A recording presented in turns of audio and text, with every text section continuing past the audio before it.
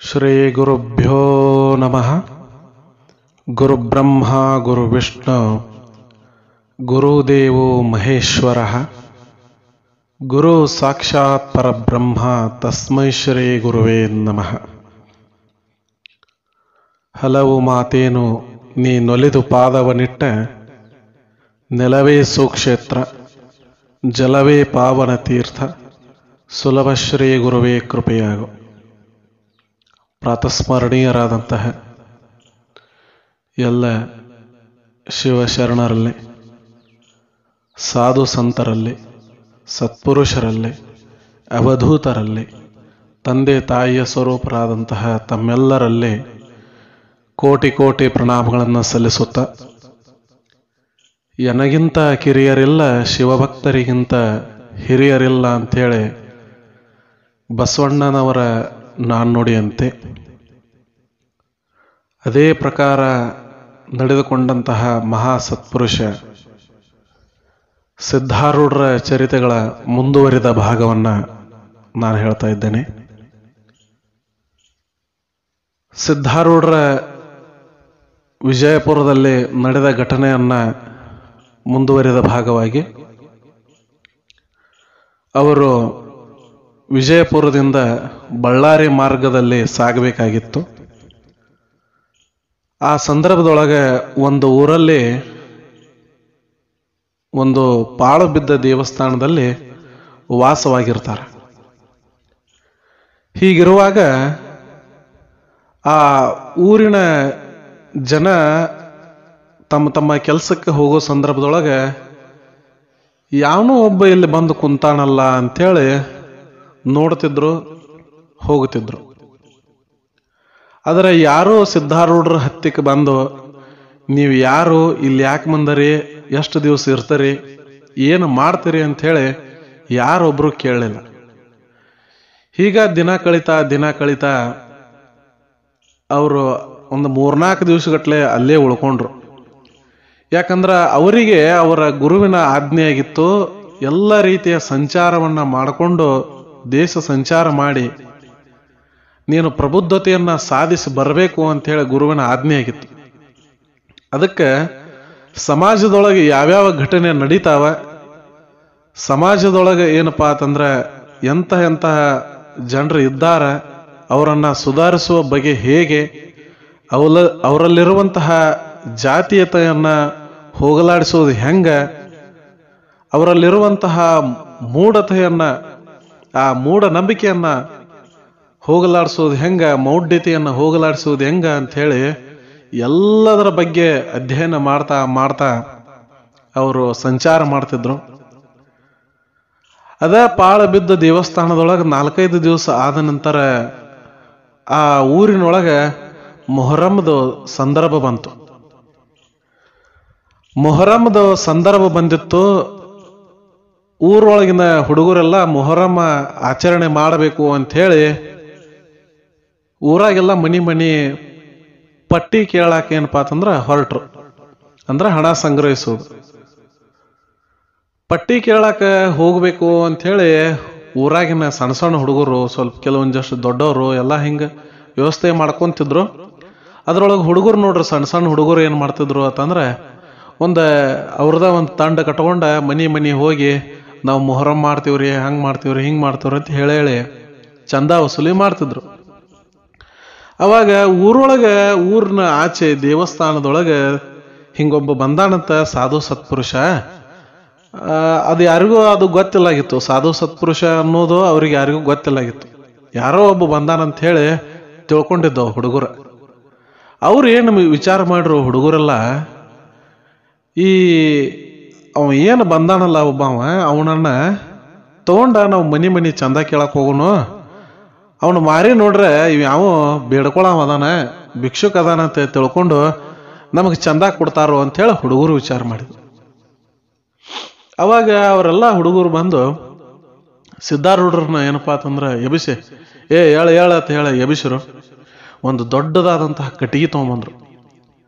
ಉದ್ದ ಕಟ್ಟಿಗೆ ತಂದ ಏನಪ್ಪಾ ಅಂತಂದ್ರೆ ಹುಡುಗರೆಲ್ಲ ಆ ಎರಡೂ ಬದಿಗೆ ಕಟ್ಟಿಗೆನ ಹಿಡ್ಕೊಂಡ್ರು.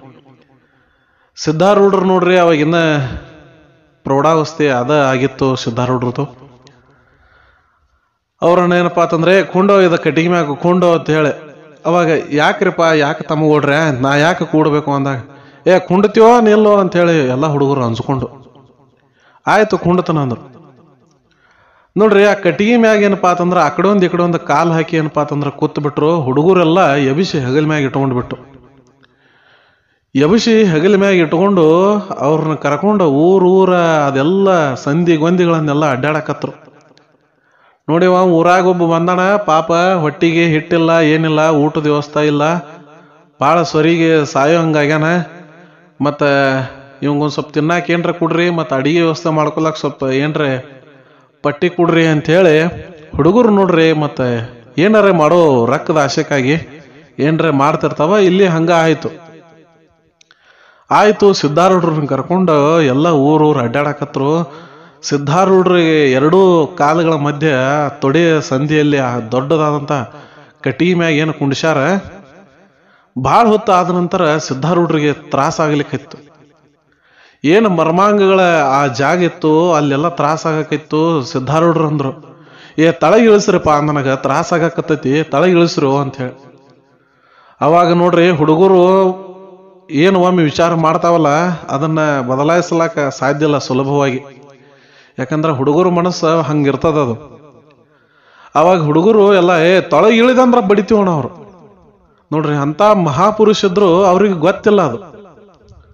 ಇನ್ನ ಅವ್ರ ಮ್ಯಾಗ ಸಿಟ್ಟಿಗೇರಿ ಏನಪ್ಪಾ ಅಂತಂದ್ರ ತಮ್ಮ ಶಕ್ತಿಯನ್ನ ತೋರಿಸೋದು ಸಿದ್ಧಾರೂಢರಿಗೆ ಇಚ್ಛೆ ಇಲ್ಲ. ಯಾಕಂದ್ರ ಮುಗ್ಧ ಮನಸ್ಸಿನ ಹುಡುಗರು ಏನೋ ಮಾಡ್ಲಿಕ್ಕತ್ತಾವಂತೇಳಿ ಅಷ್ಟ ತ್ರಾಸಾದ್ರೂ ಸಿದ್ಧಾರೂಢರು ಯಾರಿಗೂ ಕಿಂಚಿತ್ತು ಬೈಲಿಲ್ಲ, ಯಾವುದೇ ರೀತಿ ಶಾಪ ಕೊಡ್ಲಿಲ್ಲ. ಅಂತಹ ಶುದ್ಧ ಮನಸ್ಸಿನ ಭಕ್ತಿ ಅಂತಹ ಮನಸ್ಸು ಸಿದ್ಧಾರೂಢರಿಗಿತ್ತು. ಹುಡುಗರೆಲ್ಲ ಹಂಗೆಲ್ಲ ತಗೊಂಡ ಊರು ಅಡ್ಡಾಡಕತ್ರ ಬಹಳ ತ್ರಾಸಾಯ್ತು. ಬರಬರ್ತ ಏನಾಗಕ್ಕಿತ್ತು, ಆ ಮರ್ಮಾಂಗದ ಸುತ್ತ ಆ ತೊಡೆಯ ಸಂಧಿಯಲ್ಲೆಲ್ಲ ಕಟ್ಟಿಗೆ ತರದ ಎರಡೂ ತೊಡೆಯ ಸಂಧಿಯಲ್ಲಿ ರಕ್ತ ಚಿಮ್ಮಲಾಕಿತ್ತು. ಕಟ್ಟಿಗೆ ಮ್ಯಾಗಿಂದ ರಕ್ತ ಹನಿ ಹನಿ ತಳಗ ಬೀಳಾಕಿತ್ತು. ಹುಡುಗರು ಗಾಬರಿ ಅದು, ಏನೋ ಆತ್ರೇಪ ಇವಂಗ ಅಂತ ಹೇಳಿ. ಏನೋ ಆಯ್ತು ಅಂದವ್ರ ಏನು ಮಾಡಿಬಿಟ್ರು, ಕಟ್ಟಿಗೆ ಮ್ಯಾಗಿಂದ ಎತ್ತಿ ಒಗದು ಬಿಟ್ರು. ಕಟ್ಟಿಗೆ ಮತ್ತು ಸಿದ್ಧಾರೂಢರನ್ನ ಎತ್ತಿ ಒಗದ ಹುಡುಗರೆಲ್ಲ ಅಂಜಿ ಗಾಬರಿಯಾಗಿ ಓಡಿ ಹೋಗಿಬಿಟ್ಟು ಕಟ್ಟಿಗೆ ಮ್ಯಾಗಿಂದ ಬಿದ್ದ ಮತ್ತೆ ಸಿದ್ಧಾರೂಢರಿಗೆ ಮತ್ತಷ್ಟು ನೋವಾಯ್ತು. ಏನು ಕಷ್ಟ ರೀ ಅದು. ಸಿದ್ಧಾರೂಢರ ಎರಡು ತೊಡೆ ಸಂಧಿಯಲ್ಲಿ ರಕ್ತ ಬರ್ತಾ ಇದೆ, ಮ್ಯಾಗಿಂದ ಮತ್ತೆ ಕೆಡವ್ಯಾ ಹುಡುಗರ ಕಾಲ ಏನಪ್ಪಾ ಅಂತಂದ್ರೆ ಮೊಳಕಾಲ ಮುರಿದು ಬಿಟ್ಟೈತಿ. ಎಂತಹ ಕಷ್ಟದ ಪರಿಸ್ಥಿತಿ ನೋಡ್ರಿ. ಅಷ್ಟೆಲ್ಲ ಇದ್ರು ನನಗೆ ಯಾಕೆ ಬೇಕು ಇದೆಲ್ಲ, ನನಗೆ ಯಾಕೆ ಬೇಕು ಇದನ್ನೆಲ್ಲ ಸಂಚಾರ ಮಾಡ್ಕೋತ ಯಾಕೆ ನಾ ತಿಳ್ಕೋಬೇಕು ಅಂತ ಹೇಳಿ ಬಿಟ್ಟು ಹೋಗಬಹುದಾಗಿತ್ತು. ಆದ್ರೆ ಗುರುವಿನ ಆಜ್ಞೆ ಆಗಿತ್ತು, ಎಲ್ಲ ಕಡೆ ನೀನು ಸಂಚಾರ ಮಾಡ್ಕೊಂತ ಹೋಗಿ ಪ್ರಬುದ್ಧತೆಯನ್ನು ಸಾಧಿಸು ಅಂತ ಹೇಳಿ. ಈಗಾಗಲೇ ಅವರು ಅಪಾರವಾದಂತಹ ಪಾಂಡಿತ್ಯವನ್ನು ಹೊಂದಿದ್ರು. ಎಲ್ಲ ರೀತಿಯ ಏನಪ್ಪಾ ಅಂತಂದ್ರ ಗ್ರಂಥಗಳ ಅಧ್ಯಯನ ಮಾಡಿದ್ರು. ಈ ಸಾಕಾರ ಜಗತ್ತು ಮತ್ತು ಪಾರಮಾರ್ಥವನ್ನ ಎಲ್ಲ ಅರ್ಧ ಕುಡಿದು ಬಿಟ್ಟಿದ್ರು. ಇಷ್ಟೆಲ್ಲ ಜ್ಞಾನ ಇದ್ರೂ ಸಹ ಕಿಂಚಿತ್ತು ನಾನು ಅಷ್ಟೆಲ್ಲ ಜ್ಞಾನ ಪಡ್ಕೊಂಡವದನಿ, ನಾನು ಮಹಾಜ್ಞಾನಿ ಅದನಂತ ಹೇಳಿ ಅವರಿಗೆ ಗರ್ವ ಇರಲಿಲ್ಲ. ಯಾಕಂದ್ರೆ ವಿದ್ಯೆ ಯಾವನ ಹತ್ತಿರ ಸಂಪೂರ್ಣವಾಗಿ ಇರ್ತೈತೋ ಅವನಿಗೆ ಗರ್ವ ಇರುವುದಿಲ್ಲ. ಅರ್ಧ ವಿದ್ಯೆಯನ್ನ ಯಾರು ಕಲ್ತಿರ್ತಾರ ನೋಡ್ರಿ, ಅರ್ಧ ಜ್ಞಾನ ಏನಿರ್ತೈತ್ರಿ, ಅವರು ಬಹಳ ಸೊಕ್ಕಿನ ಮನುಷ್ಯರಿರ್ತಾರೆ. ಅದಕ್ಕೆ ಸಂಸ್ಕೃತದೊಳಗೆ ಒಂದು ಮಾತು ಬರ್ತದ, ಏನು ಅಂತಂದ್ರ ವಿದ್ಯೆ ವಿನಯೇನ ಶೋಭತೆ ಅಂತ ಹೇಳಿ. ಬರೇ ವಿದ್ಯೆ ಇದ್ರ ಸಾಲದು, ವಿನಯ ಕೂಡ ಅವನಿಗಿತ್ತಂದ್ರ ಮಾತ್ರ ಅದು ಶೋಭಿಸ್ತೈತಿ. ಇಲ್ಲ ಅಂತಂದ್ರೆ ಏನು ಕೋಟಿ ವಿದ್ಯೆ ಇದ್ರೆ ಏನ್ರಿ, ವಿನಯನ ಅವನ ಹತ್ತಿಗೆ ಇಲ್ಲ ಅಂದ್ರ ಅದೆಲ್ಲವೂ ವ್ಯರ್ಥ. ಆದ್ರ ಸಿದ್ಧಾರೂಢರು ನೋಡ್ರಿ ಬಹಳ ವಿನಯವಂತರು. ಅಷ್ಟೆಲ್ಲ ಹುಡುಗರು ಮಾಡಿರೋ ಸಹ, ಮೊಳಕಾಲ ಮುರ್ಕೊಂಡ್ರು ಸಹ, ತೊಡೆ ಸಂಧಿಯಲ್ಲಿ ಮರ್ಮಾಂಗದ ಹತ್ರ ಅಷ್ಟೆಲ್ಲ ಅದು ಕಟ್ಟಿಗೆ ತರದ ರಕ್ತ ಚಿಮ್ಮುತ್ತಿತ್ತು. ಸಿದ್ಧಾರೂಢರು ಅಂತಿದ್ರು, ನಾನು ಸರಿಯಾಗಿದ್ರೆ ಬೇರೆ ತಿರ್ಕೊಂತ ಹೋಗ್ತೀನಂತ ಹೇಳಿ ಒಂದ ಕಡೆ ಕುಂತು ಶಿವನ ಧ್ಯಾನ ಮಾಡಲಿಕ್ಕೆ ಇಂತಹ ಅವಕಾಶ ಮಾಡಿಕೊಟ್ಟೆನಪ್ಪ ಗುರುವೇ ಅಂತ ಹೇಳಿ ನೆನೆಸ್ತಿದ್ರು. ಎಂತಹ ಅದು ಗುರುಭಕ್ತಿ ನೋಡ್ರಿ, ಎಂತಹ ಗುರುಭಕ್ತಿ. ಇಂತಹ ಸಂದರ್ಭದೊಳಗೆ ಎಷ್ಟು ಕಷ್ಟ ಕೊಟ್ಟೆಪ್ಪ ಗುರು ಅಂತ ಹೇಳಿ ಮತ್ತಾರೇ ಅಂತಿದ್ರು, ಅಥವಾ ದೇವರ ನಮ್ಗೆ ಯಾಕೆ ಹಿಂಗ ಮಾಡ್ತೀಪ ಅಂತ ಹೇಳಿ ದೇವರಿಗರ ಬೈತಿದ್ರು. ಆದ್ರೆ ಸಿದ್ಧಾರೂಢರು ಅಂತಿದ್ರು, ನಾನು ಸುಮ್ಮ ತಿರುಗಬಾರದಂತ ಹೇಳಿ ನನಗೆ ಒಂದೇ ಕಡೆ ಕುಂತು ಶಿವನ ಧ್ಯಾನವನ್ನ ಮಾಡ್ಲಾಕ ಅವಕಾಶವನ್ನ ನೀನು ಮಾಡಿಕೊಟ್ಟಿಯಲ್ಲ ಸದ್ಗುರುವೇ, ನೀನ್ ಎಷ್ಟು ಕರುಣಾಮಯಿ ಇದೆಯಾ ಅಂತ ಹೇಳಿ ಗುರುಗಳನ್ನ ನೆನೆಸ್ತಿದ್ರು. ಇದು ಗುರುವಿನ ಮ್ಯಾಗಿರಬೇಕಾದಂತಹ ಭಕ್ತಿ. ಗುರು ಅಂತವನಿರಬೇಕು, ಅಂತಹ ಗುರುಗ ಇಂತಹ ಶಿಷ್ಯನೇ ಇರಬೇಕು. ಅವಾಗ ಅದು ಸಂಬಂಧ ಗುರು ಶಿಷ್ಯರ ಸಂಬಂಧ ಆಗುವುದಿಲ್ಲ, ತಂದೆ ಮಕ್ಕಳ ರೀತಿಯ ಸಂಬಂಧ ಆಗ್ತದೆ. ತಂದೆ ಮಕ್ಕಳ ರೀತಿಯ ಸಂಬಂಧ ಎಷ್ಟು ಅದ್ಭುತವಾದ್ದು, ಎಷ್ಟು ಅದ್ಭುತ. ಹಿಂಗ ಎಲ್ಲ ಏನಪ್ಪಾ ಅಂತಂದ್ರೆ ರಕ್ತ ಚಿಮ್ಮುತ್ತಿತ್ತು, ನರಳಾಡ್ಲಕ್ಕತ್ರು ಸಿದ್ಧಾರೂಢರು. ರಾತ್ರಿ ಹೊತ್ತಿನೊಳಗೆ ಚಳಿ ಬಹಳ ಆಗ್ಲಿಕ್ಕಿತ್ತು. ಮೈ ಮ್ಯಾಗಿನ ಬಟ್ಟೆಗಳೆಲ್ಲ ಹೊಲಸಾಗಿ ಬಿಟ್ಟಿದ್ದು, ಅಲ್ಲೆಲ್ಲಿ ಹರಿದಿದ್ದು, ಎಲ್ಲ ನಡೆದ ಕಾಲುಗಳೆಲ್ಲ ಬೆರಕೆ ಬಿಟ್ಟಿದ್ದು, ಎಲ್ಲ ತೊಡಿ ಸಂಧಿಯೊಳಗೆ ರಕ್ತ ಹತ್ತಿ ಬಿಟ್ಟಿತ್ತು, ತ್ರಾಸಾಗ್ತಿತ್ತು. ಅಂತಹ ಸಂದರ್ಭದಲ್ಲಿಯೂ ಸಹ ಓಂ ನಮಃ ಶಿವಾಯ ಅನ್ನುವಂತಹ ಮಂತ್ರವನ್ನ ಅವರು ಜಪಿಸೋದು ಬಿಟ್ಟಿರ್ಲಿಲ್ಲ. ಎಷ್ಟು ನೋಡ್ರಿ ಭಕ್ತಿ ಗುರುವಿನ ಮ್ಯಾಗ, ದೇವರ ಮ್ಯಾಗ. ರಾತ್ರಿ ಹೆಂಗೋ ನರಳಾಡ್ತಾ ಕಳೆದು ಬಿಟ್ರು. ಮುಂಜಾನೆ ಆಗುವಷ್ಟರೊಳಗೆ 2 ತೊಡಿಗಳು ಬಾತ್ ಬಿಟ್ಟು ರೀ. ಬಾತು ಅವರಿಗೆ ನಡಿಲಾಕ ಬರ್ಲಾರ್ದಂಗ ಆಗ್ಬಿಡ್ತು. ಒಟ್ಟ ಒಂದು ಹೆಜ್ಜೆ ಕಿತ್ತು ಇಡಲಾಕ ಆಗಲಂಗ ಆಗಿಬಿಡ್ತು. ಅವಾಗ ಅಲ್ಲೇ ನರಳಾಡ್ಕೊತ ಓಂ ನಮಃ ಶಿವಾಯ ಅಂಥೇಳಿ ಬಾಯಿಂದ ನಿರಂತರವಾಗಿ ಶಿವನಾಮವನ್ನ ಮಾಡ್ತಿದ್ರು. ಹಿಂಗ ಏನಪ್ಪಾ ಅಂತಂದ್ರೆ ಶಿವನಾಮ ಮಾಡ್ತಿದ್ರು. ಯಾವುದೋ ಒಬ್ಬ ಪುಣ್ಯಾತ್ಮ ಆ ಕಡೆ ಬಂದ. ಆ ಪುಣ್ಯಾತ್ಮ ತುಳಜಪ್ಪಜ್ಜ ಬಂದು ಇವರನ್ನ ನೋಡ್ತಾನ, ಕೇಳ್ತಾನ, ಯಾರೇ ಅಪ್ಪ ತಂದಾಗ ಸಿದ್ಧಾರೂಢರು ಒಂದು ಮಾತಾಡ್ಲಿಲ್ಲ ನೋಡ್ರಿ, ಒಂದು ಮಾತಾಡ್ಲಿಲ್ಲ. ಸುಮ್ಮ ಕುಂತು ಬಿಟ್ರು. ಆ ಕಣ್ಣಲ್ಲಿ ಮಾತ್ರ ದಿವ್ಯ ತೇಜಸ್ಸನ್ನ ನೋಡಿದ ತುಳಜಪ್ಪಜ್ಜ ಏನು ತಿಳ್ಕೊಂಡ, ನೀವು ಯಾರ್ರೀ ಅಪ್ಪ ಎಷ್ಟು ತ್ರಾಸ ತಗೊಂಡರಿ? ಶಿವನಾಮವನ್ನ ಏನಪ್ಪಾ ಅಂದ್ರ ನೀವು ಜಪಿಸ್ತಾ ಇದ್ದೀರಿ. ಶಿವನಾಮ ಜಪಿಸೋರು ಶರಣರು, ನಿಮ್ಮಂತ ಶರಣರ ಸೇವೆಯನ್ನ ನಾನು ಮಾಡ್ತೀನಿ ಅಂತ ಹೇಳಿ ಆ ಸಿದ್ಧಾರೂಢರನ್ನ ಕರ್ಕೊಂಡು ತುಳಜಪ್ಪಜ್ಜ ನಿಧಾನವಾಗಿ ಕರ್ಕೊಂಡು ಅವ್ರ ಮನೆಗೆ ಹೋದ. ತುಳಜಪ್ಪಜ್ಜ ಕರ್ಕೊಂಡು ಅವ್ರ ಮನೆಗೆ ಹೋದ. ಆ ಎಲ್ಲ ಕಾಲುಗಳನ್ನು ಸ್ವಚ್ಛಂಗೆ ತೊಳೆದ. ಆಯುರ್ವೇದದ ಪಂಡಿತರ ಹತ್ತಿಗೆ ಹೋಗಿ ಔಷಧೋಪಚಾರಗಳನ್ನು ತಂದು ಆ ಬಾತ ತೊಡಿಗಳಿಗೆ ಎಲ್ಲ ಸವರಿ ಮೃಷ್ಟಾನ್ನ ಭೋಜನವನ್ನ ನಾನು ತಯಾರು ಮಾಡ್ಲಕ್ಕೆ ಹೇಳ್ತೀನಿ. ನೀವು ಸೇವಿಸಿ, ನೀವು ಆರೋಗ್ಯವಂತರಾಗಿ, ನೀವು ಶಕ್ತಿವಂತರಾಗುವವರೆಗೂ ನೀವು ನಮ್ಮ ಮನೆಯಲ್ಲಿ ಇರಬೇಕು ಅಂತೇಳಿ ಆ ತುಳಜಪ್ಪಜ್ಜ ಕರ್ಕೊಂಡ ಏನು ಹೋಗಿದ್ದ ಅವ್ರ ಮನ್ಯಾಗ ಇಟ್ಕೊಂಡ. 1-2-3 ದಿವಸಗಳ ಕಳೆದ ನಂತರ ಏನಪ್ಪಾ ಅಂತಂದ್ರೆ ಎಲ್ಲ ನೋವು ಮಾಯವಾಯಿತು. ಸಿದ್ಧಾರೂಢರ ಏನಪ್ಪಾ ಅಂತಂದ್ರೆ ಬಟ್ಟೆಗಳನ್ನೆಲ್ಲ ಒಗೆದು ಹಾಕಿದ. ಮತ್ತ ಚಲೋ ಬಟ್ಟೆಗಳನ್ನು ಸಹ ತಂದು ಕೊಟ್ಟವ. ತುಳಜಪ್ಪಜ್ಜ ತಂದು ಕೊಟ್ಟ. ಹಾಕೊಂಡ ನಂತರ 1-2-3 ದಿವಸ ಕಳೆದಂಗ ಸಿದ್ಧಾರೂಢರು ಆ ತುಳಜಪ್ಪಜ್ಜಗ ಕರೆದು ಹೇಳ್ತಾರ, ನೋಡಪ್ಪ, ಸಂಚಾರ ಮಾಡುವಂತಹ ಶರಣನ್ನ ನಿನ್ನ ಮನ್ಯಾಗ ತಂದಿಟ್ಕೊಂಡದಿ. ಇದು ಹೆಂಗಾಗೈತೆ ಅಂದ್ರ ಹಾರಾಡುವ ಗಿಣಿಯನ್ನ ತಂದು ಪಂಜರದೊಳಗೆ ಹಾಕಿಟ್ಟಂಗಾಗೈತೆ ಅಲ್ಲೋ ಅಂತ ಹೇಳಿ. ಅವಾಗ ತುಳಜಪ್ಪಜ್ಜ ಏನಂದ ನೋಡ್ರಿ, ಶರಣರ, ಸಾಧು ಸತ್ಪುರುಷರ, ನೀವು ಹಾರಾಡುವ ಗಿಳಿ ಇದ್ದೀರಿ. ಆದ್ರೆ ಹಾರಾಡುವ ಗಿಳಿಯನ್ನ ಏನಪ್ಪಾ ಅಂತಂದ್ರ ಗೋಣು ಮುರಿಯುವಂತಹ ಜನ ಇದ್ದಾರೆ. ಅದಕ್ಕೆ ನಾ ಅದನ್ನ ಸಂರಕ್ಷಣೆ ಮಾಡಬೇಕಾಗಿತ್ತು. ಅದಕ್ಕೆ ತಂದ ನಮ್ಮ ಮನ್ಯಾಗ ಇಟ್ಕೊಂಡನ್ರಿ ಅಂದ. ಇಷ್ಟೆಲ್ಲ ಏನಪ್ಪಾ ಅಂತಂದ್ರೆ ಅಂದ ನಂತರ ಏನಾಯ್ತು, ಸಿದ್ಧಾರೂಢರು ತಮ್ಮ ಜ್ಞಾನದ ವೈಖರಿಯಿಂದ ಆ ತುಳಜಪ್ಪಜ್ಜನಿಗೆ ದಿನಾಲು 1-2-3 ದಿವಸಗಳ ಕಾಲ ತಮ್ಮ ಎಲ್ಲ ಜ್ಞಾನವನ್ನ ಹೇಳ್ತಾ ಹೋದ್ರು.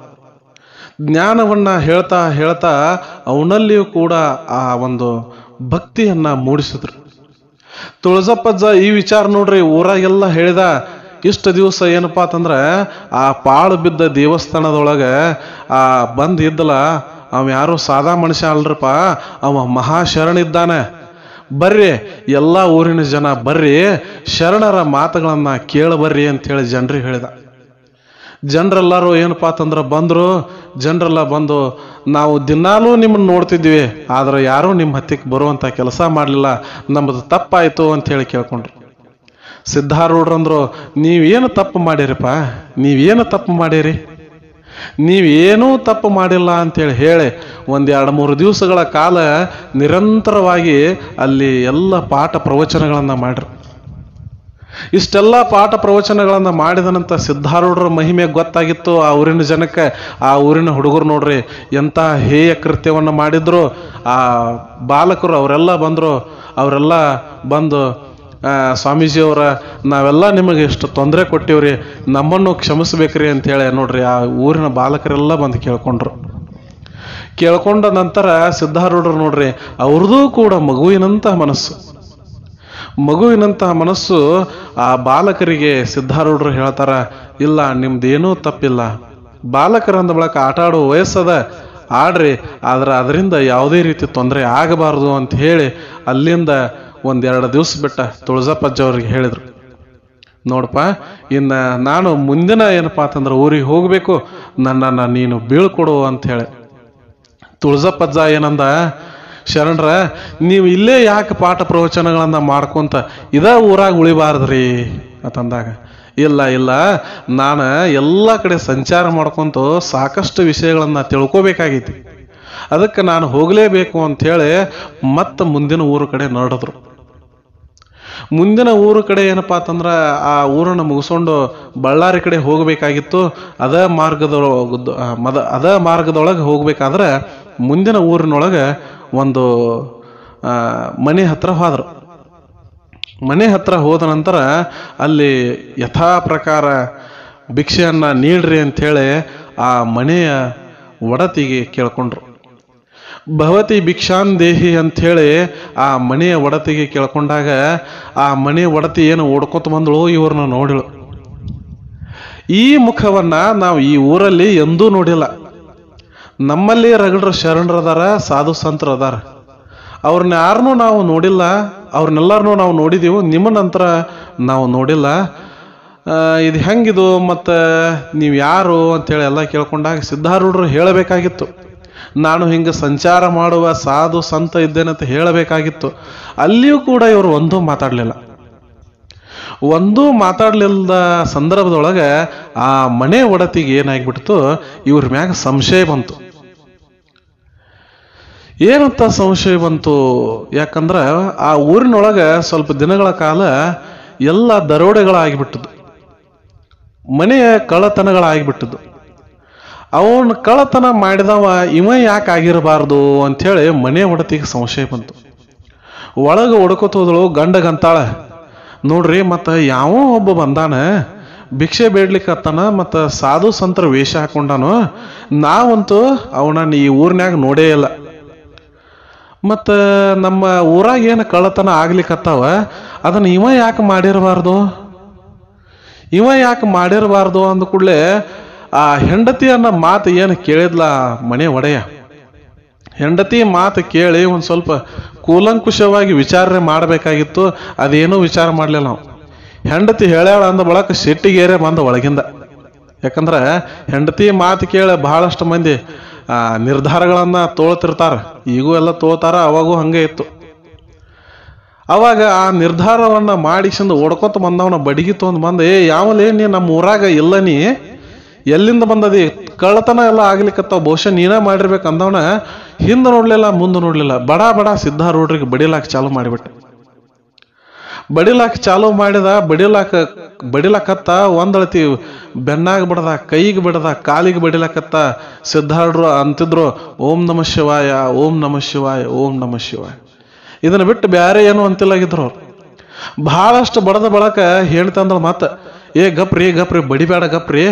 ಇಷ್ಟೆಲ್ಲ ಬಡದ್ರು ಅವ ಓಡಿ ಹೋಗಿಲ್ಲ, ಎಷ್ಟು ಬಡದ್ರು ಬಾಯಿ ಒಳಗ ಓಂ ನಮಃ ಶಿವಾಯ ಅನ್ನುವಂಥ ಮಂತ್ರ ಜಪಿಸ್ಲಾತನೋ, ಬಹುಶಃ ಅವ ಸಾಧು ಸತ್ಪುರುಷನೇ ಇರಬಹುದು, ಅದಕ್ಕೆ ಎಷ್ಟು ಸುಮ್ಮದಾನೋ, ನಾವು ತಪ್ಪು ತಿಳ್ಕೊಂಡು ಈ ಅಪಚಾರವನ್ನ ವಿಸಗಲಾಕತ್ತಿದ್ಯೋ, ಬ್ಯಾಡ್ರಿ ಅಂತ ಅಂದಳು. ಆಯ್ತು ಅಷ್ಟಂದಳ ಇವ್ ಬಿಟ್ಟ. ಯಾಕಂದ್ರೆ ಹೆಂಡತಿ ಹೇಳ್ದಾಗ ಕೇಳವ ಇವ ಗಂಡ. ಆ ಸಂಶಯ ಬುದ್ಧಿಯನ್ನ ತೋರಿಸಿದವಳು ಅವಳೆ, ಈಗ ಬ್ಯಾಡ ಅಂತ ಹೇಳೋವಳು ಅವಳೆ. ಆಯ್ತಂದವನ ಬಡಿಗೆ ಹೋಗದ. ಮತ್ತೆ ಕೇಳ್ರು, ಯಾರ್ರೀ ಅಪ್ಪ ನೀವು, ಯಾರು, ಎಲ್ಲಿಂದ ಬಂದರೆ, ಏನ ಅಂತೆಲ್ಲ ಕೇಳಿದಾಗ, ಇಲ್ಲಪ್ಪ ನಾನು ಇಂಥ ಸಾಧು ಸತ್ಪುರುಷ ಊರೂರು ತಿರುಗಾಡ್ಕೊಂತ ಸಂಚಾರ ಮಾಡ್ಕೊಂತ ಹೊಂಟನಿ ಅಂತಂದಾಗ, ನಮ್ದು ತಪ್ಪಾಯ್ತ್ರಿ, ಕ್ಷಮಾ ಮಾಡ್ರಿ ಅಂಥೇಳಿ ಅವ ಗಂಡ ಹೆಂಡತಿ ಇಬ್ರು ಆ ಸ್ವಾಮೀಜಿಯವರ ಸಿದ್ಧಾರೂಢರ ಕಾಲ ಮ್ಯಾಗ ನಮಸ್ಕಾರ ಮಾಡಿ ಬಿದ್ದುಬಿಟ್ರು.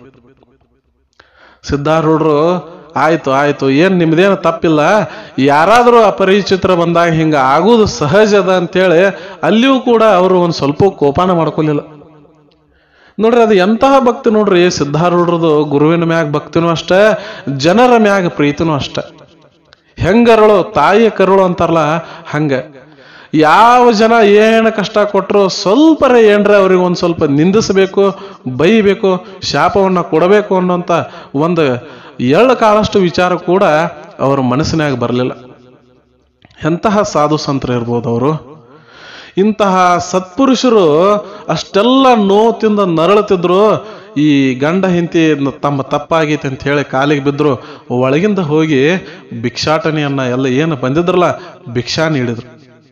ಭಿಕ್ಷಾ ಏನಪ್ಪಾ ಅಂತಂದ್ರ ತಮ್ಮ ಜೋಳಿಗೆ ಒಳಗೆ ಹಾಕ್ಕೊಂಡಂತಾರ, ಭಿಕ್ಷೆಯನ್ನ ನೀಡಿದ ನೀವು ನಿಮ್ಮ ಪಾಪ ಕರ್ಮಗಳನ್ನ ಇಂದಿಗೆ ತೊಳ್ಕೊಂಡ್ರಿ.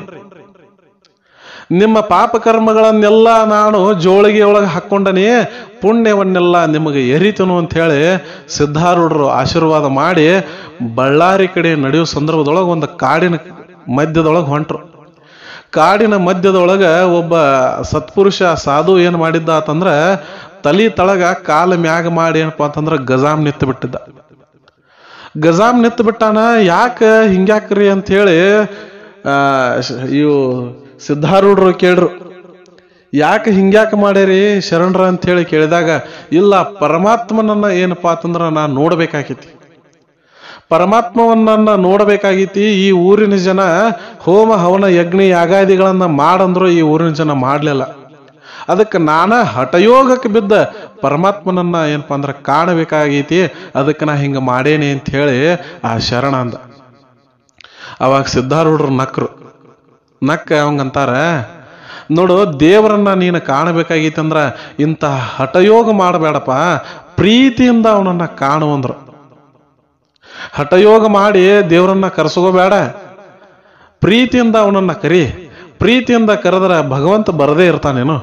ಪ್ರೀತಿಯಿಂದ ಕರೆದ್ರೆ ಭಗವಂತ ಬರದೇ ಇರುವುದಿಲ್ಲ, ಅವ ಬಂದೇ ಬರ್ತಾನ. ನಿನಗೆ ಯಾವ ಕಾರ್ಯ ಆಗ್ಬೇಕು ಅದನ್ನೆಲ್ಲ ಮಾಡ್ತಾನ. ಇದೆಲ್ಲ ಬೇಡ, ಇದನ್ನ ಬಿಡು ಅಂತ ಹೇಳ. ಎಷ್ಟು ಹೇಳ್ರುವ ಶರಣ ಗಜಾಮ್ ನಿತ್ತದ ಬಿಡಲಿಲ್ಲ. ಗಜಾಮ್ ನಿತ್ತದ ಬಿಡಲಿಲ್ಲ. ಆಗ ಸಿದ್ಧಾರೂಢರು ತಮ್ಮ ದಿವ್ಯ ಶಕ್ತಿಯಿಂದ ಅವನಿಗೆ ಏನಪ್ಪಾ ಅಂತಂದ್ರೆ ಜ್ಞಾನಾರ್ಜನೆ ಮಾಡ್ರು ಅಲ್ಲೇ. ಹಂಗೆ ಅವನು ಗಜಾಮ್ ನಿಂತಾನ, ಸಿದ್ಧಾರೂಢರು ಅವಂಗ ಜ್ಞಾನಾರ್ಜನೆಯನ್ನ ಮಾಡ್ತಿದ್ದಾರೆ. ಯಾವುದು ಆತ್ಮ ಪರಮಾತ್ಮಗಳ ಏನಪ್ಪಾ ಅಂದ್ರೆ ಸಂಪರ್ಕ ಹೆಂಗಾಗ್ತದೆ, ಯಾವ ರೀತಿ ನಾವು ಆತ್ಮ ಪರಮಾತ್ಮನ ಸಂಪರ್ಕ ಮಾಡ್ಕೋಬೇಕು, ಪರಮಾತ್ಮನನ್ನ ಯಾವ ರೀತಿ ಕಾಣಬೇಕು ಅನ್ನುವಂಥದ್ದು ಎಲ್ಲ ಸಾಕ್ಷಾತ್ಕಾರ ಅವನಿಗೆ ಮಾಡಿಸಿದ್ರು. ಅವಾಗ ಸಿದ್ಧಾರೂಢರು ತಮ್ಮ ಜೋಳಿಗೆಯಿಂದ ರೊಟ್ಟಿ ತೆಗೆದು ಅವನ ಮುಂದಿಟ್ರು. ನೋಡು, ಈ ರೊಟ್ಟಿಯನ್ನ ತಗೋ, ಈ ಹಠಯೋಗವನ್ನ ಇಲ್ಲಿಗೆ ಬಿಡು, ನಿನಗೆ ಮಂಗಳ ಆಗಲಿ ಅಂತಂದಾಗ ನಿಧಾನವಾಗಿ ಆ ಹಠಯೋಗದಿಂದ ಆ ಶರಣ ಏನು ಗಜಾಮ್ ನಿಂತಿದ್ದಲ್ರಿ ಕಾಲ್ ಮ್ಯಾಗ ಮಾಡಿ ಅದನ್ನ ಕೆಳಗಿಳಿಸಿ ಆ ರೊಟ್ಟಿಯ ತುಣಕನ್ನ ತಗೊಂಡು ತಿನ್ಲಾಕ್ ಶುರು ಮಾಡಿದ. ಹೆಂಗ ಒಂದೊಂದು ತುತ್ತು ರೊಟ್ಟಿಯನ್ನ ಒಳಗೆ ಹಾಕ್ಲಿಕ್ಕತ್ತಾನ, ಹಂಗಂಗ ಅವನಲ್ಲಿ ಏನಪ್ಪಾ ಅಂತಂದ್ರೆ ದಿವ್ಯ ಕಾಂತಿ ಬರ್ಲಿಕ್ಕತ್ತದ. ಪರಮಾತ್ಮನನ್ನ ಕಾಣಬೇಕಂತ ಹೇಳಿ ವಿಚಾರ ಮಾಡಿದ್ದ ಸಿದ್ಧಾರೂಢರಲ್ಲಿ ಅವರನ್ನ ಕಾಣ್ಲಿಕ್ಕೆ ಶುರು ಮಾಡಿದ. ಸಿದ್ಧಾರೂಢರಲ್ಲಿ ಪ್ರತಿಯೊಂದು ತುತ್ತನ್ನು ತಿಂದಂಗ ಸಿದ್ಧಾರೂಢರು ಶಿವನ ರೂಪಿಯೊಳಗ ಆ ಭಕ್ತನಿಗೆ ಕಾಣ್ಲಿಕ್ಕೆ ಶುರು ಮಾಡಿಬಿಟ್ರು, ಆ ಶರಣರಿಗೆ ಕಾಣ್ಲಿಕ್ಕೆ ಶುರು ಮಾಡಿಬಿಟ್ರು. ಸಂಪೂರ್ಣವಾಗಿ ಆ ರೊಟ್ಟಿಯನ್ನ ತಿಂದು ಇವರ ಕಾಲ ಮ್ಯಾಗ ಎರಿಗಿಬಿಟ್ಟ. ಭಗವಂತ, ಇನ್ಯಾಕ ನಾ ಭಗವಂತನ ಹುಡುಕಾಡ್ಲಿ, ನೀನೇ ಅಲ್ಲೇನು ಭಗವಂತ ಅಂದ್ರು ಅವರು. ಅವಾಗ ನಾನು ಭಗವಂತನ ಅಂಶ ಇದ್ರೂ ಇರಬಹುದು, ಆದರೆ ನಿಜವಾಗಿ ನೀನು ಮಾಡಬೇಕಾದ್ದು ಇನ್ನೂ ಬಹಳದ, ಅದನ್ನ ಸಾಧಿಸು ಅನ್ನಂತ ಹೇಳಿ ಅವನ ಪ್ರೀತಿಯಿಂದ ಅವನ ತಲೆ ಮ್ಯಾಗ ಕೈ ಇಟ್ಟು ಸಿದ್ಧಾರೂಢರು ಬಳ್ಳಾರಿ ಕಡೆ ಪ್ರವೇಶ ಮಾಡ್ರಿ. ಹಿಂಗ ಸಂಚಾರ ಮಾಡ್ಕೊಂತ ಬಳ್ಳಾರಿ ಕಡೆ ಹೋದ್ರು. ಬಳ್ಳಾರಿಯಲ್ಲಿ ಹೋದಾಗ ಸಿದ್ಧಾರೂಢರು ಯಾವ ರೀತಿ ಏನಪ್ಪಾ ಅಂತಂದ್ರೆ ಅಲ್ಲಿ ತಮ್ಮ ದಿನಗಳನ್ನ ಕಳೆದ್ರು. ಅಲ್ಲಿ ಸಿದ್ಧಾರೂಢರಿಗೆ ಆಗಿರುವಂತಹ ಅನುಭವಗಳು ಏನು ಅನ್ನುವಂತಹ ಎಲ್ಲ ವಿಷಯವನ್ನ ಮುಂದಿನ ಭಾಗದಲ್ಲಿ ನಿಮಗೆ ಮತ್ತೆ ನಾ ತಿಳಿಸ್ಕೊಡ್ತೀನಿ. ಅಲ್ಲಿಯವರೆಗೂ ಸರ್ವೇ ಜನ ಸುಖಿನೋ ಭವಂತು, ಸಕಲ ಸನ್ಮಂಗಳಾನಿ ಭವಂತು. ನಮಸ್ಕಾರ.